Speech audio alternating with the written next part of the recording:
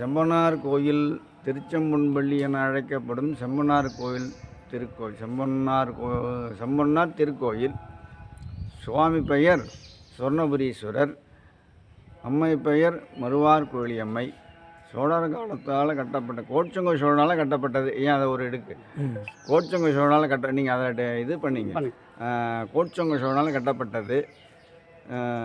சுவாமி கிழக்கு பார்த்த சன்னதி, அம்பாள் மேற்கு நோக்கி சன்னதி. இந்த தலத்தின் சிறப்பானது வீரபத்திரர் தோன்றிய தலம். தட்சணி யாகத்துக்கு சுவாமி வீரபத்திராகவும் அம்பாள் தாட்சாயணியாகவும் தோன்றப்பட்ட தலம்.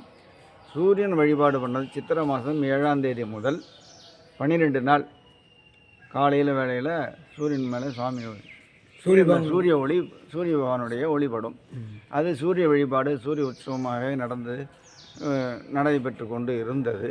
இப்போ சமீபமாக காலத்தில் கும்பாபிஷேகம் நடைபெற்ற கோவில் இது. தலவிருட்சம் வில்வம் வன்னி. நால்வரில் ஞானசம்பந்தர் திருநாவுக்கரசர் பாடிய தலம் இது. தல வரலாறு சுருக்கம். தீர்த்தம் சூரிய தீர்த்தம், சூரிய புஷ்கரணி. முத்துக்குமார சிவாச்சாரியார் செம்பனார் கோயில்.